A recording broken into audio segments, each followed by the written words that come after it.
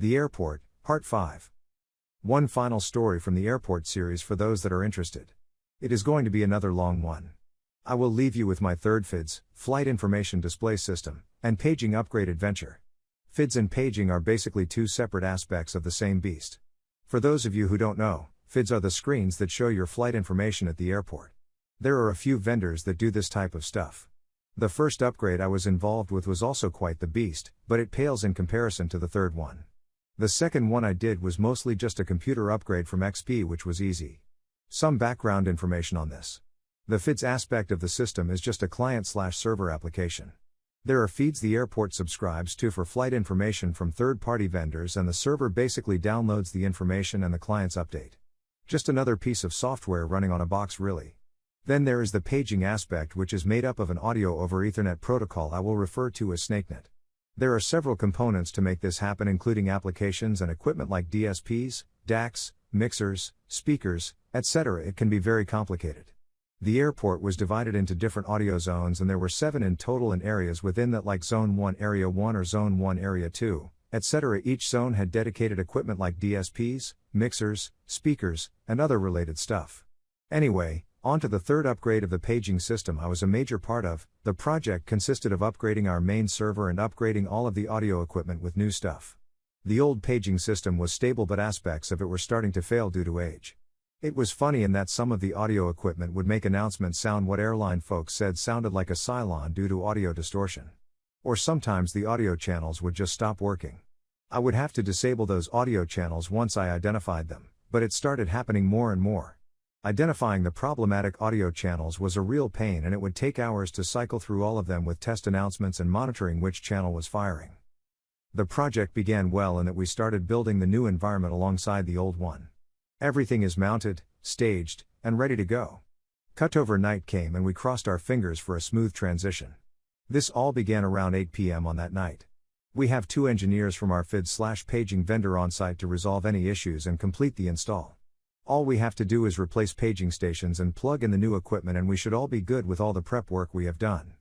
Nope. We switched out all of the equipment, so we were really at a point of no return. The first thing that happened was the new paging stations all crashed and went to an equivalent BSOD. The on-site vendor engineers went to work doing their best to resolve the issue with their development team. By the time the mid-morning rolled around, the vendor dev team was able to somewhat stabilize our new paging stations. At least the airline staff weren't yelling out to passengers as much during boarding. I felt really bad for those vendors and myself, since we were running on 30 hours of no sleep again. Not our first rodeo though with an airport-related project.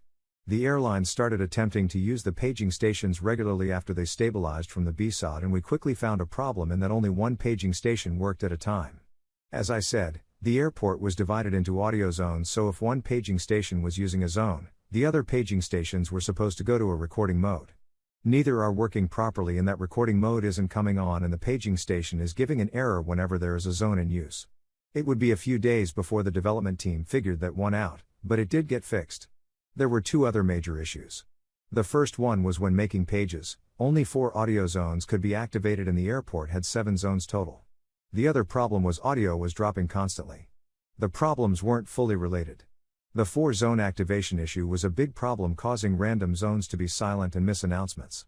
It was pissing passengers off when they are in the restaurant drinking and they miss the final boarding announcement. These issues began the week-long war of the vendor blaming the airport network and us blaming the vendor and their SHT equipment and setup that was sold to us. The first thing we focus on is looking at the zone activation problem. I worked with an engineer and a dev guy. I asked them why the hell this was going on when it didn't happen before with the old system, and they told me there was a built-in restriction with the paging stations being able to activate so many zones on SnakeNet, or the network is dropping it for some reason. Ironically, the restriction prevented the paging mic from activating more than 4 zones at a time, so there was the problem I felt. I don't even know why this was a thing. I mean, this vendor did larger airports than us, so surely this behavior had been seen before? Maybe I was just naive. The vendors did packet captures on the SnakeNet network segment and nothing really looks amiss, but they are still blaming the network.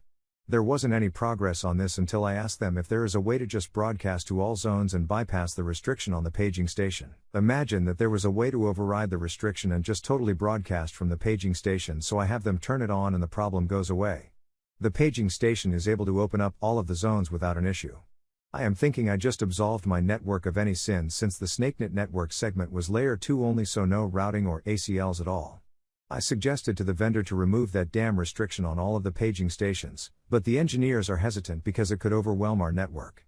Let me just say I wasn't worried about it because we had a very robust network and everything within the airport terminal had 10 gigabytes uplinks directly to the cores. That programming on the paging stations would have been inefficient for sure, but doable, yes. The data throughput was nowhere close to our equipment limitations. It was enough to handle some audio streams for SnakeNet as well as hundreds of cameras. However, I couldn't convince them. We went back to the drawing board. While the vendors are focusing on paging issues the airport is experiencing, I decide to monitor the new DSPs they installed. I had a hunch the audio drops for the background music and announcements are related to some type of configuration the vendors have set up. Sure enough, all of the DSPs have 100 megabytes interfaces and one of them has all of the SnakeNet streams coming from it. SnakeNet basically required an audio stream for every zone. As I said, there were 7 zones, one stream for each zone, and each stream required about 12 megabytes of bandwidth. So 7 continuous 12 megabyte streams on a 100 megabytes interface. Do the math and we are looking at a saturated 100 megabytes interface on the main DSP. I report my findings to the vendors and they are in denial about my findings at first. It wasn't using the entire 100 megabytes interface they tried to tell me. I retorted to the vendors if any of them had ever tried to do 5 unicasts using Ghost while trying to image 5 computers at the same time without it crashing or timing out, and there were crickets. Looked, my point finally got across. I ended up asking if there was a way to separate the audio streams from the main DSP. The main unit had a partner that wasn't being used at all. There was some kind of internal link between the two DSPs. So I suggested they split the audio streams by doing 3 on one and 4 on the other, and it would probably eliminate the audio drop issue. Again, these engineers and dev guys were taken aback before stating they would get back to us. After several hours go by, the on-site engineer calls me and tells me the developers opted to do my suggestion.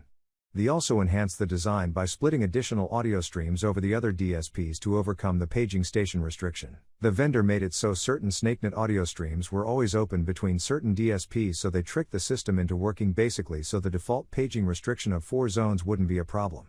It took the development team about a day to do the new programming for our paging system, but it worked like a champ once it was implemented. I felt sorry for the on-site engineering that was still there.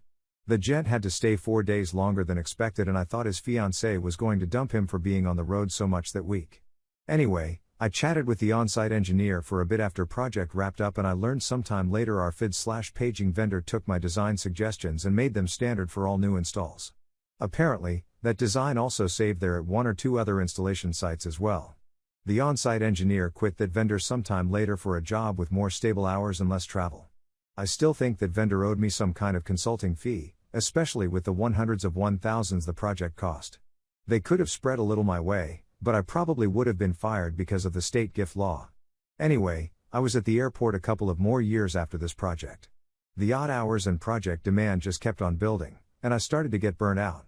With my young family and the demand the airport put on me, my wife eventually convinced me to quit. It was a hard decision because working at the airport was never dull and I was making bank, but the constant after-hours needs, projects, and on-call were taking a toll on me. I ended up finding another job with one of the local municipal suburbs and taking a huge pay cut, but it was well worth it. And by now, I have pretty much gained back what I had lost in salary, so it's all good. I wish you all well and thank you for reading my long stories.